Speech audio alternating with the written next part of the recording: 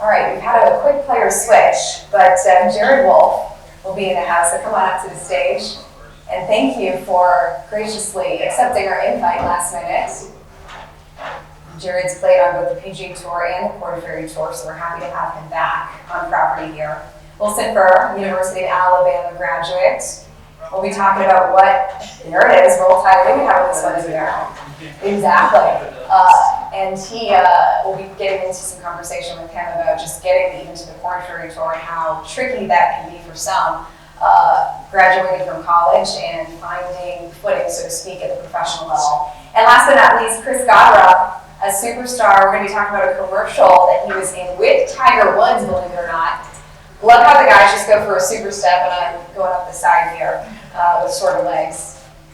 Welcome in. Any of the stragglers, feel free to take a seat. We will save some time at the end for questions. These guys are going to have to share the mic. Sorry to tell you guys, but it's not the most comfortable. But make sure if you have a question, save it to the end. I'll kind of do a Q&A to get things going, and then we'd love to hear what you have to say, since you guys are the heartbeat of the community, and we want you to stay engaged. So we'll start things off. Jared, thanks again for joining us. I know you had a few commitments already this week, but you clearly are one of the older veterans on this stage of the experience we have.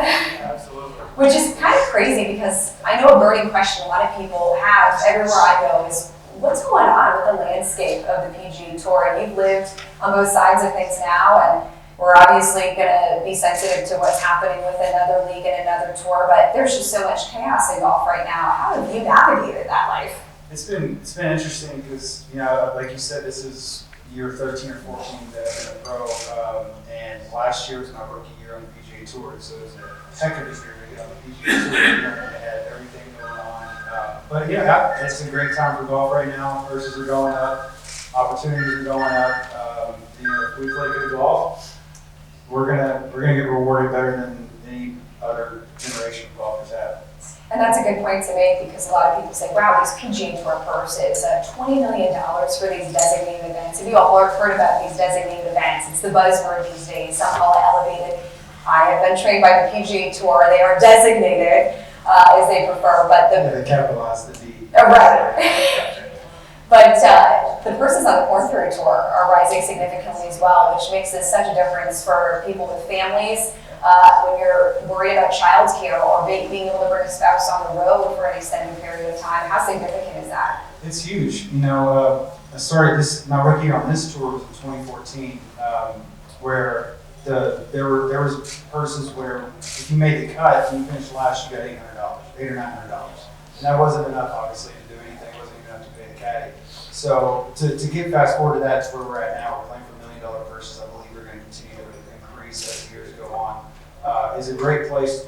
One, to just one, you kind of say it's about time, but two, it shows the level of competition on this tour that it is a high level of competition, and now we're going to be getting compensated for it. Yes, very true. Wilson, we'll keep things over to you. And I kind of gave it to you before we get into your story. Do you have March Madness bracket going? Sure do. Okay, and how is it going? Pretty great. I mean, I've lost a bunch of games, but I'm doing better than some people. I would say so, yeah. I'm third right now, so. All right. Third. Is it with other players or? Just some buddies from home. Okay, all right. So Mississippi in there. Yeah. So me trying to talk about, this is a perfect example. I am not involved in March Madness. My version of a bracket is Adele match play this week on the PGA Tour. I am golf through and through. Last week I was on site at the Valspar Championship, and I heard, a girl in her heels and, enjoying it herself and a few cocktails. And she said to the gentleman beside her, so these players all play 18 holes all 4 days? And I thought to myself, oh my gosh, that's me trying to talk about basketball. So we will just end that conversation there. I have absolutely nothing to contribute, but I'm glad that your bracket's doing well. You and I were talking before we got on the stage about how just ridiculous. I mean, we talked to Jared about his experience and how he's seen professional golf evolve. You graduate, you come out, try to find status and footing, and it's near impossible. Give a little taste of what that was like. Yeah, sure. So I graduated from Alabama in 2021 in May. Played that summer golf, had a good summer golf, qualified for the US Open, had some good events. And then you go to Q school in the fall. So went to Q school in the fall, made it through first stage, and then missed second stage.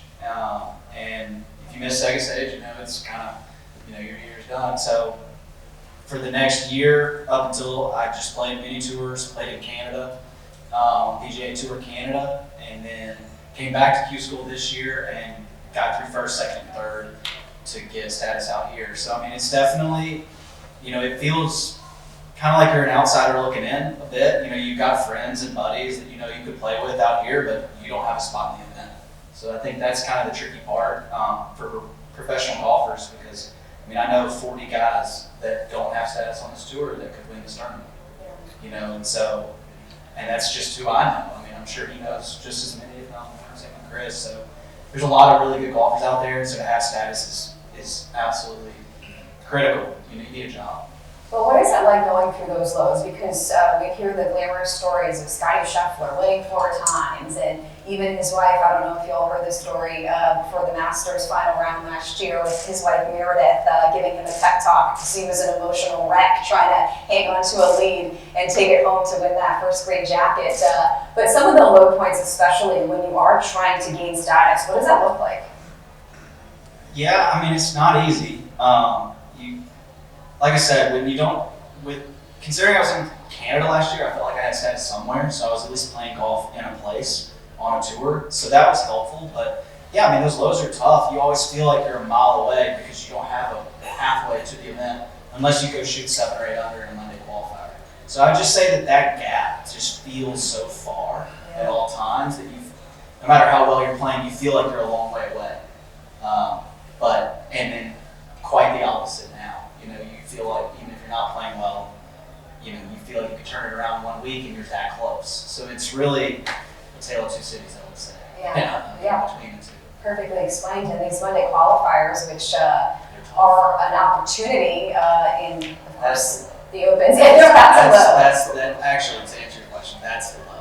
Last year I played 9 Monday qualifiers, and I think when I went back and looked at it, I think I was like 23 under par, 24 under par through, like 8 rounds, or through that first 8 things, which is whatever, but I didn't get through one of them. That's great. I didn't get through one of them. If you're not shooting 64s out there, 63s on a Monday qualifier, that's humbling. Yeah, I remember eating a Panda Express. I shot 66 in the Links on the Bayou in Alexandria, Louisiana, and 65 was the number. And so I just remember sitting there and just being like, "What is this, man?" I felt like I did pretty good. Yeah, you were a stud at Alabama, but welcome to the Pro Circuit. Yeah, that's what it looks like. Crazy. Well, Chris, you had a really strong summer, and as the Haskins Award winner, I'm sure you felt like you could go out, grab some momentum, and you got a little bit of that last summer. And the flip side of when things are low, how about the highs of when you get to ride the wave, so to speak?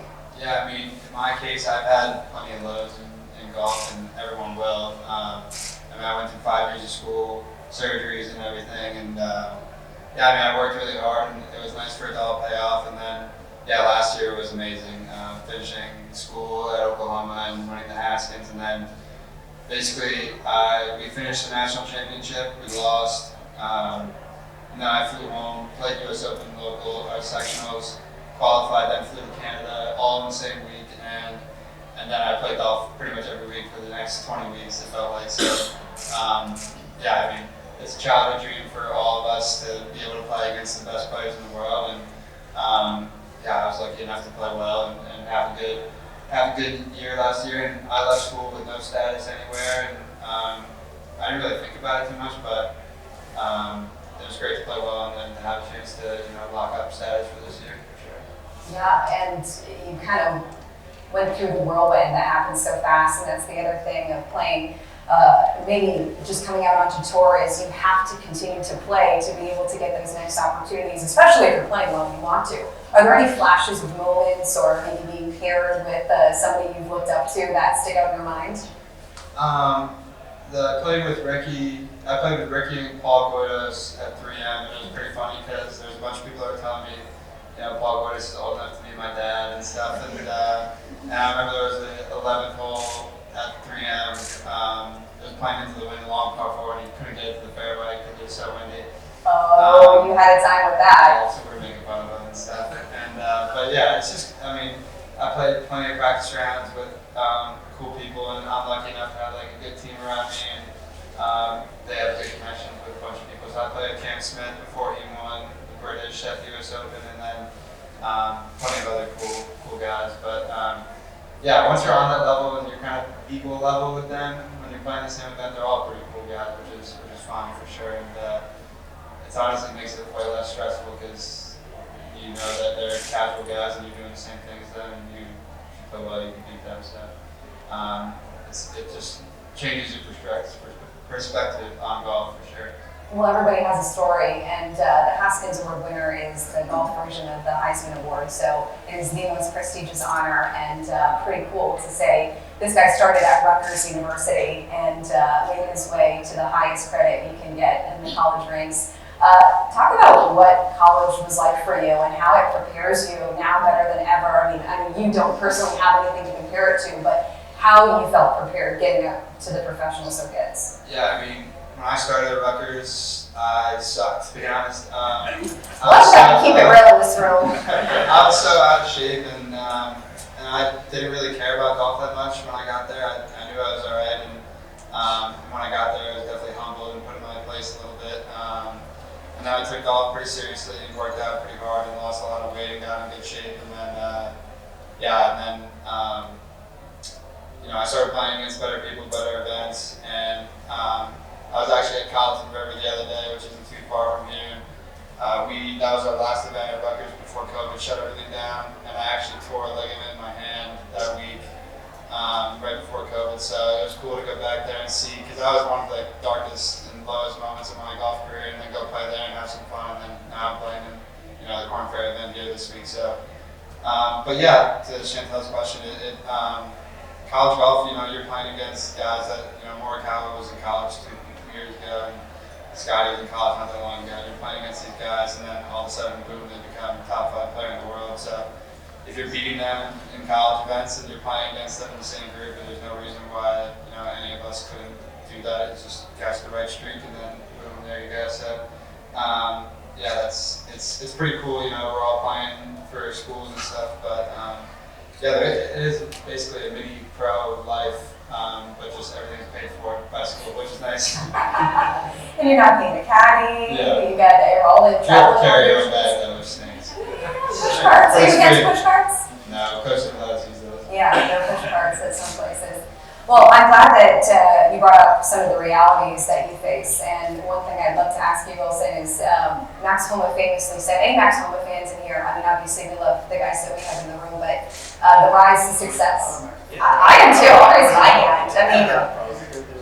He's a perfect example of how you can kind of be spooked if you look around you on the range. And he had a famous story of actually going back down after losing status his first year on the PGA Tour, and had to go back and earn his status through the Korn Ferry Tour Finals, which is one avenue to do that. And I'll never forget a conversation I had with him, and he's now had this with other people, saying, I felt just out of place warming up beside Rory McIlroy. Like, I look up to Rory McIlroy even though he's only a few years older than me. How am I supposed to play beside him and beat him? I'm starstruck by him. Like, he's that good, and I'm still learning. So tell us what that feels like when you're getting out there and college prepares us better than ever. I should say you better than ever, but to just deal with the mindset that comes with it.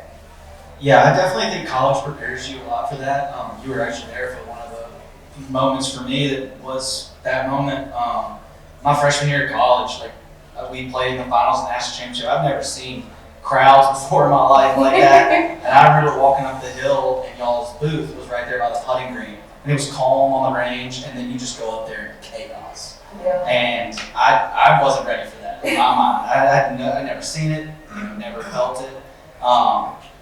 And some of the guys that we played with that day, by the time I was a senior in college, I already won on the PGA Tour.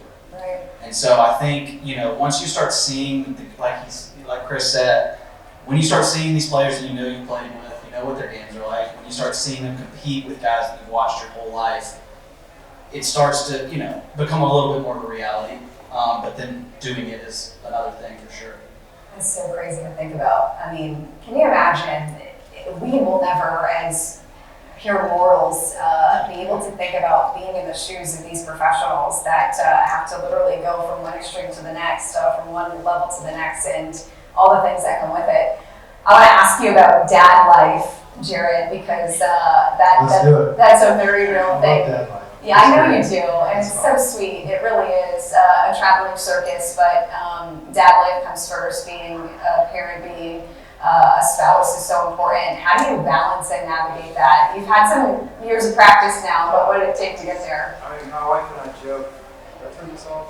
No, I think that was just my wife and I joke around that if we made it through the first year of our marriage, then we can make it through anything. We had just gotten freshly married. And then I went from being home for 3 or 4 weeks and gone a week to being home 1 week, gone 4 weeks.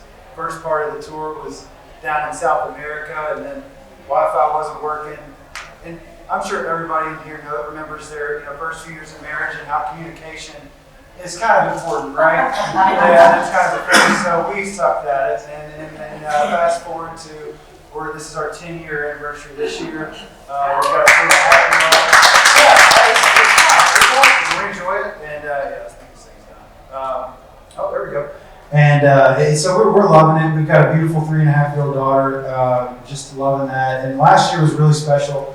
Rookie year on the PGA Tour, and they got to go to pretty much every event. So it was fun for me to be done and see her running up on the 18th green. I was never in the final group. I was close in one event, but it was just fun after all the final rounds to have her come running up and see my wife there. It just was fun to have that. But as far as balancing, on the road stuff, because I've been here since 8 o'clock this morning, and that's kind of typically how the days go out here. You're out here for a while. Some days you're out here for half the day, and so on. But you're trying to balance that. You get out of the golf course where your adrenaline's running this level. You get off. And all you want to do is sit on the couch and do nothing and watch TV. And your wife's like, all right, what are we going to go do? And you got a 3.5-year-old that doesn't care what you just did. And she's pulling on your leg wanting to go do stuff. So I wouldn't have it any other way. It's been the best. And I absolutely love it. I think they will be here this weekend, hopefully to run up on 18 with a trophy this time instead of just, hey, congrats for playing. Thanks for a couple of little more zeros in the bank account. Exactly. Okay, well, while we're on the topic, how did you and your wife meet? eHarmony.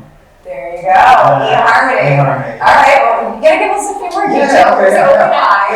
That's perfect. I'm from Louisville, Kentucky. She's from just outside of Nashville, Clarksville. And I've been on eHarmony for about 2 weeks. I matched with some people, but nothing, whatever. eHarmony sends me an email that says, we recommend that you broaden your search horizon. So apparently I've gone through probably 2 million single women in Louisville and said no. So they kicked me down to Nashville, and she was my first date. That was her first date on eHarmony. We met in the middle of Bowling Green, had a great time, and honestly, it was from the first date we knew. It was awesome. Oh my goodness, so cool. 10-year anniversary now. I had to pull that story out of him. I'm glad you gave us the details. That's good stuff. Yeah, it was fun. It was cool. I love it. Well, hard to follow that up, Wilson, but we'll go back to your roots in Mississippi and getting to play the Sanderson Farm. And didn't you try to qualify, speaking of Monday qualifiers, and missed out by 1 in 2021? Yeah, I was in a playoff and I lost in the 6-hole playoff. Are you serious? And then, and then last year you got to play. I did. Yeah, so really cool. Just soaking in those moments. You're trying to play golf, but there's a lot of distractions going on. What was that like? Yeah, for sure. So the tournament's at the course that I grew up playing, which was really cool. That the tournament got moved there when I was like 17, so the hope that I could play in it one day at my home course was kind of a bit of a dream of mine.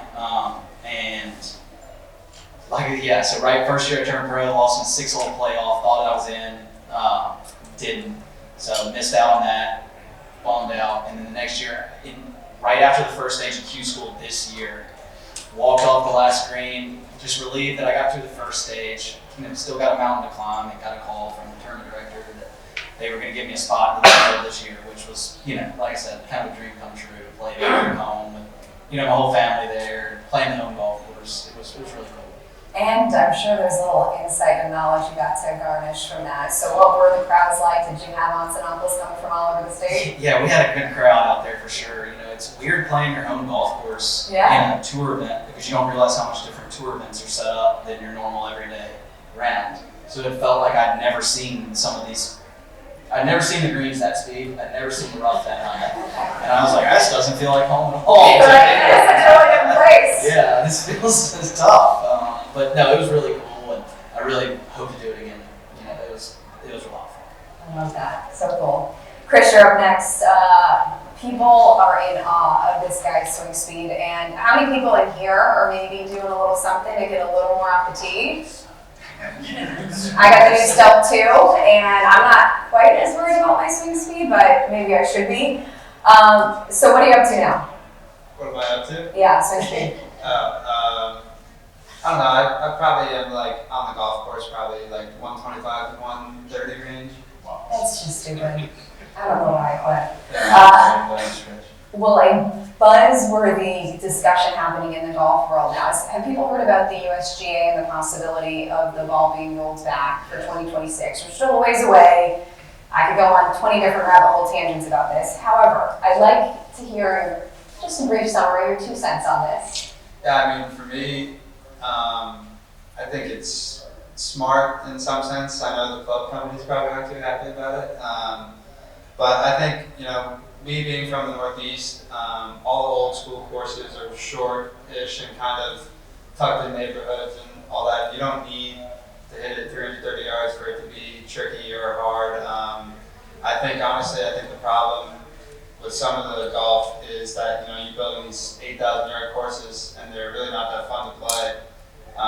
They're kind of just hit it and gouge it out and get it somewhere out there. But you know, when you're playing in New York and you have 6,800 yards and it's the hardest 6,800 yards you've ever played because you have to hit it in this spot of the fairway. I think it's just kind of the golf courses and how they're designed. And you see all the old courses like Colonial and I'm trying to think of like Pebble Beach holds up pretty good, and all those old school courses that have been around for 150 years. They don't seem to have any trouble when, you know, guys are not hitting it as far. So I don't think the rollback is a huge deal. I'm sure some people aren't happy about it, but I think for me personally, I don't spin it a lot around the green, so I'll be happy about that. I'll be able to stop it easier. So yeah, I mean, obviously there's something that has to be done. You can't keep going further and further without consequences. Yeah, I think it brings out more creativity with more spin, and yeah, I think you see some guys that, you know, maybe aren't happy about it, but you can't make decisions and make everyone happy. So I don't know what the right answer is, but I don't see an issue with it. I'm glad that you shared that. Full disclosure, I mentioned I was on site at Valspar last week working for SiriusXM, and every single person, there must have been 12 minimum players I spoke to, not a single one liked it. So you are the second person I've heard of. Patrick Harrington is the only other guy who's in favor of this, but I mean, you got reasons to back it up. What do you think about all this, Wilson? I like the face to start. I think that describes it. I really don't know. I mean, I can see both sides.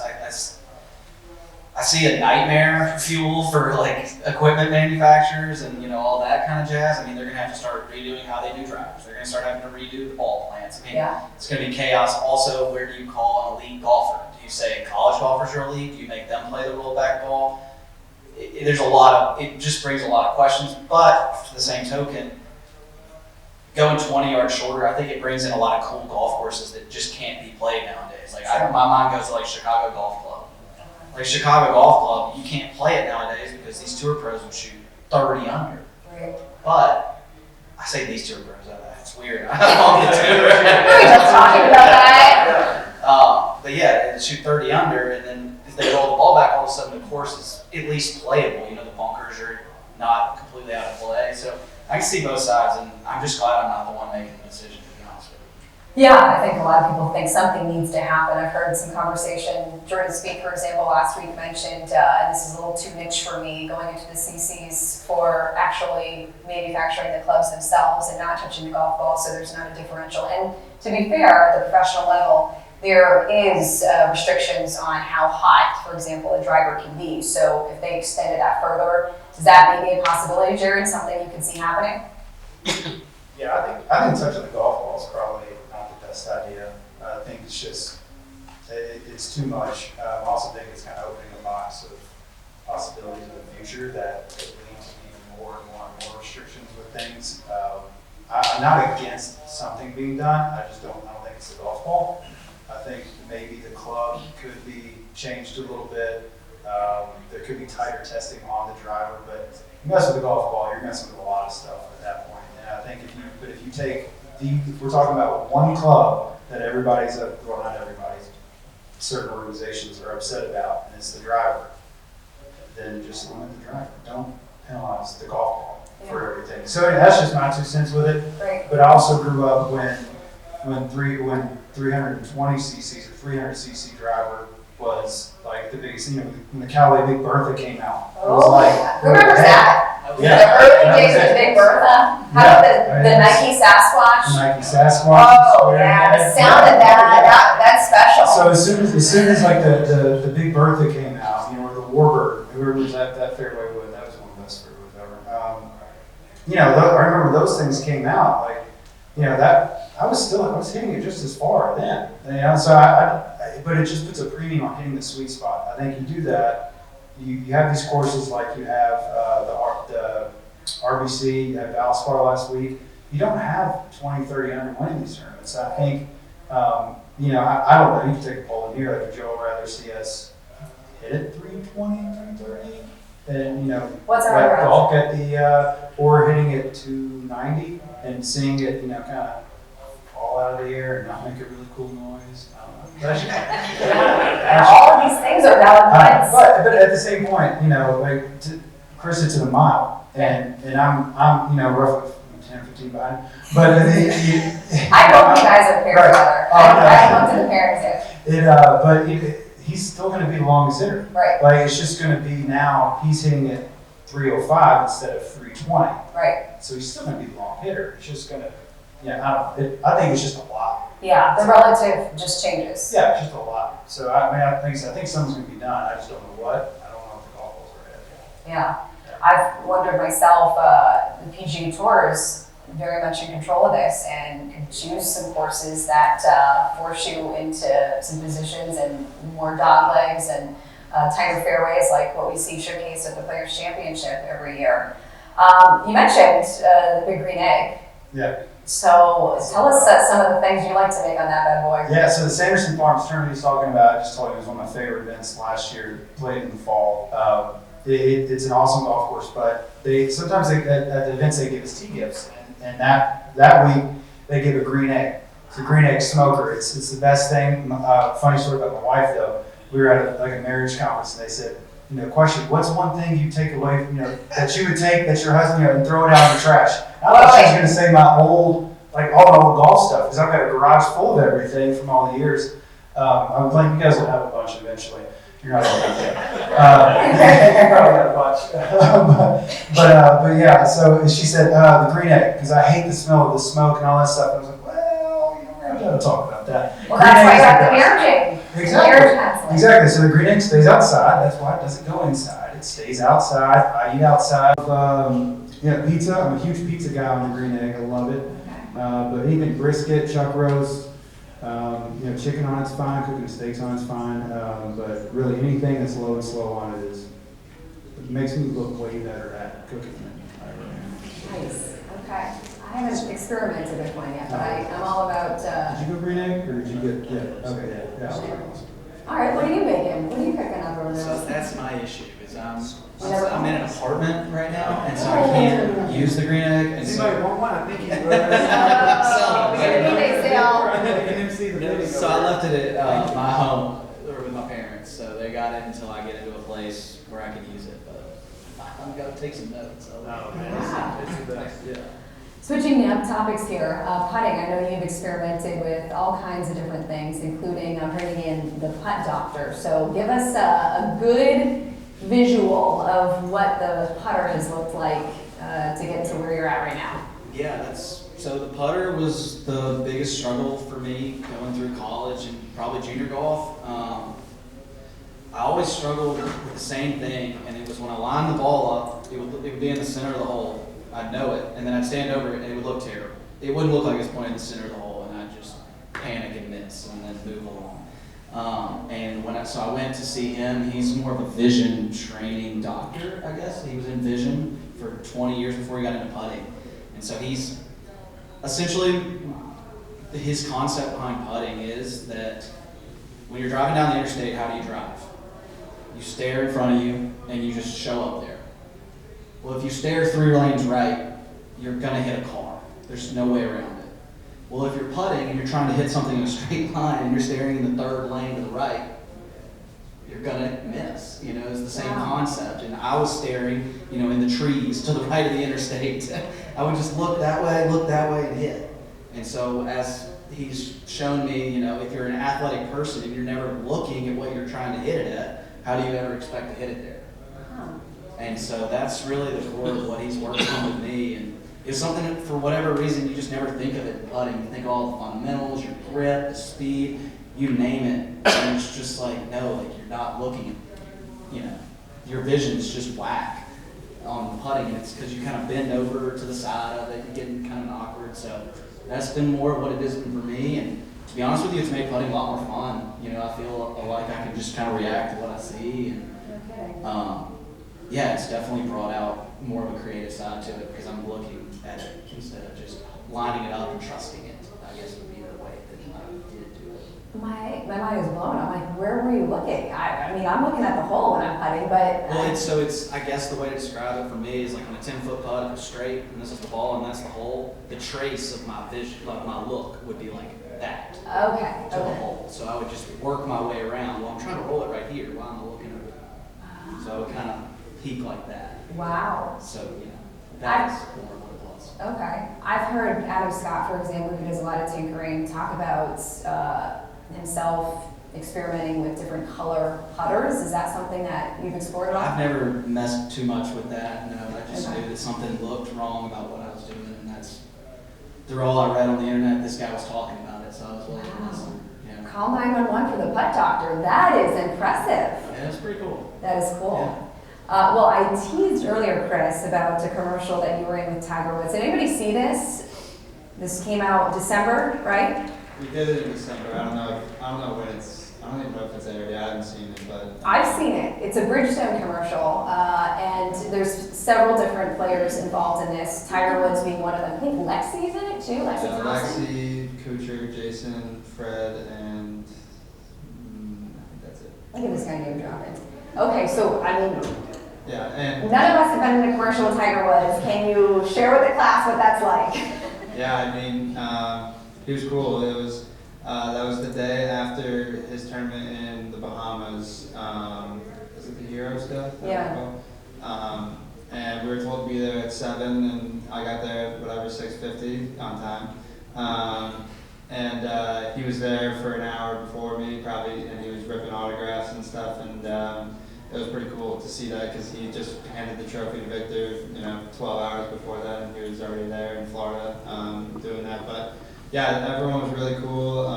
We did a cool video of us hitting stingers, and it was funny. The guy was asking us what we do, and I was like, oh yeah, I do this, and he's like, oh no, I do everything the exact opposite. I was like, that's not the best thing hearing that. But I do like mine, so I'm gonna stick with it. But yeah, and he was just really cool. You could tell why I'd never been around him, that close and personal, and I figured out why he's so good and why he's won so many times. And in a fun commercial shoot, he was trying to beat everyone in everything we did, and it was pretty cool. That is so cool. Dang. And did you get to interact with any of the other players while you were there? Yeah, so Jason and I play the same ball, so we were doing all of our stuff together on the side, and he was really cool, and he was picking everyone's brain, and it's funny to see a guy like that who's been the world number one, and he was like, whenever Tiger was hitting, he had his phone out taking videos of Tiger hitting, and it's funny to see a guy like that, like fan over another guy, yeah. But he was super cool, and I was asking him a bunch of questions, and he was asking me questions, and yeah, it's just a cool day. Tell us what the questions were. Well, I forget now, but we were talking about, my struggle is short game area, and he's obviously known for his short game, so I was asking him questions, and then he would ask me stuff I do with my driver, and we were just being kind of nerding out a little bit, but Being golf dudes. Yeah, being golf guys. But yeah, it's just cool to meet those guys on a personal level, and then I talk with him and Brandon, and more just kind of friendly, which is cool. Yeah, he is a good guy, and yeah, nicest guy ever. Oh my gosh, Jason Day, if you're not already a fan of him, I mean, you want to talk about and he's playing really good too right now. I said he was going to win before a certain date in April, and we're running out of time now, so he's got to kick things into gear. But it is really cool to see how much of a golf geek a former #1 in the world is, and I have a feeling he is going to continue to climb closer and closer to that top spot. But this guy will have swing videos, just his entire phone, swing videos of himself. Anybody else, including Tiger, probably you. Jared was talking about clubs. I bet he's got a house full of golf clubs. I've been there for a charity tournament. He has an entire barn built for all of his golf paraphernalia. It's not just clubs. His barn is insane, by the way. He has his own private range with some guy that manicured it for himself at his own house. Pretty sweet. And his oldest son, Dash, I think he's like 10 or 11 now, is like getting really into the game. So just imagine 2 boys out there really loving golf at the level that they do. It's really, really sweet to see. Well, we'll end with this. I'm curious, before we get to the Q&A here and open it up to the floor, what is your favorite memory to date, or most special memory as a professional? That's a good question. I have a couple, but I think for me, the second shot I hit at the US Open on the second round to make the cut, because that was my first professional cut I made, and for it to be at the US Open, I had, who knows how many people I had there on the last hole. I hit it to like 2 inches on the last hole, and the place went crazy, and that was my first kind of, welcome to the show moment. So for me, that shot will always be special, and I had my best friend cat it for me, and it was pretty awesome. Well said. So cool. I mean, imagine having that as a memory. Gives me chills. How about for you? I guess mine is literally 1 mile down the road. At the final stage of Q School last year, I had a 6-footer on the last hole, and I was in 39th place in the top 40 guys advance. And I just remember sitting over it, looking at it, and I was like, well, it's left or righter.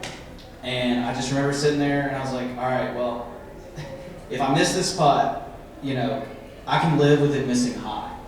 I like that. And firm, but I'm not going to miss it low. And that's pretty much all I told myself. I couldn't even feel my hands, but I was like, hell or high water, this thing's missing high if it misses, and sure enough, it went in the left center.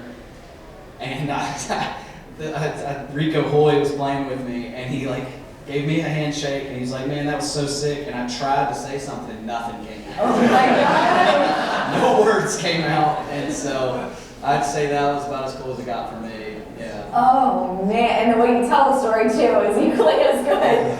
It'll keep you on the edge of your seat. Well, we're on you for a minute. I outlined how much I love coming to this property, but just give us a taste of what it's like. You guys travel everywhere, but arriving to the Ladies Golf and Athletic Club, it is a really tight-knit community, and especially you can feel the warmth when you get on the property. What does it feel like from your perspective? Yeah, it's cool. Outside the ropes, it just seems like a really cool community. I mean, it just seems like a bunch of golf, and just my girlfriend was talking about it. It seems like they probably all got their best friends out there, and they're just playing golf and having a great time. I mean, tough to beat that. Inside the ropes feels, some of those Q School courses felt a little tight. Yeah. I don't know what y'all think about that. It seemed a little tricky. But no, all the courses have been in superb shape. I mean, they're lucky to play all these courses every day. I mean, couldn't ask for too much more. Seems like there's a bunch of them, so they get a lot of variety. So, seems like a pretty solid place to live. 6 golf courses, I mean. And I'm sure the weather's pretty solid here. So. No doubt about it. Getting warmed up as the week goes on. Well, going back to the question I asked the other two, what would you say is the most special and your favorite moment as a professional? Yeah, when I won in the Bahamas in 2020 on this tour, and that was my first win on the Korn Ferry Tour. And like I said, I had been at it for about, at that point, 10 years, trying to get to the PGA Tour. And when I walked off that green, or I guess more or less that night, let's say that night, it started hitting me. Oh my gosh, I'm almost on the PGA Tour. I won the second event of the year. I've just got to play halfway decent golf and I'm on PGA Tour.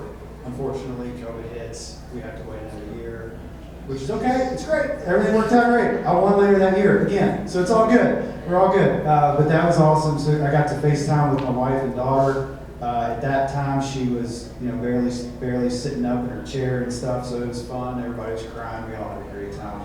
That's definitely one that'll stick in my mind forever. And I want to ask you this question too. Coming onto this property, it definitely feels different. What do you think? I think it's awesome. Every time we come up here, this is my third or fourth year playing in it. The golf course gets better every year. The food, I don't know how it keeps getting better, but it keeps getting better. The player dining every year has been really good. This is always one of our top 5 favorite tournaments. We're beyond grateful that you all let us come and play here, and also that you all support it as much as you do. Believe it or not, that's not always the case, and we're very thankful for that. That doesn't go over our heads. We all appreciate it, and the support you all have given us over the years. Pulling the golf carts up to watch, I think's been one of the coolest things to see. What you all do behind was at 5 to drive the hole. I mean, that's awesome. Yeah. It's so cool. That's so much fun. Did anybody here? Do y'all do that?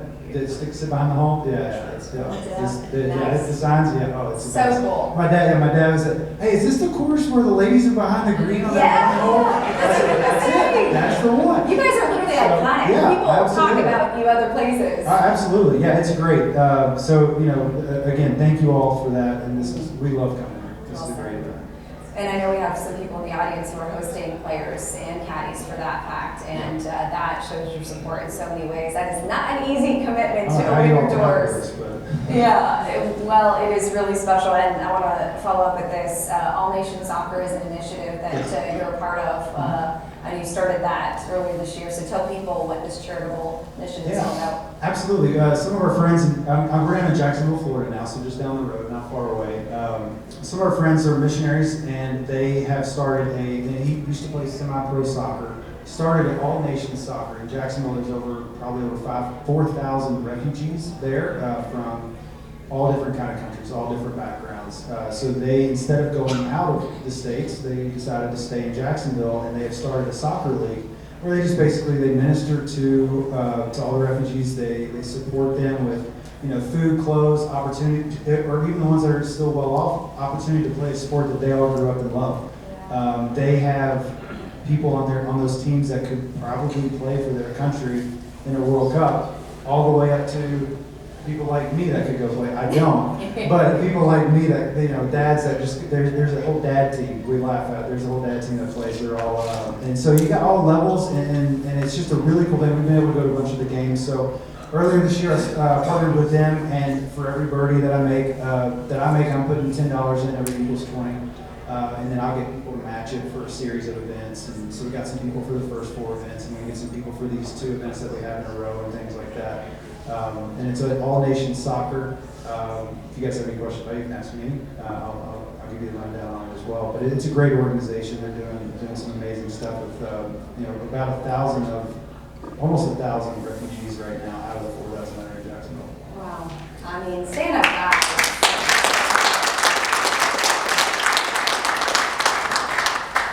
Well, thank you for sharing that, and thank you guys for letting me grill you for a few minutes.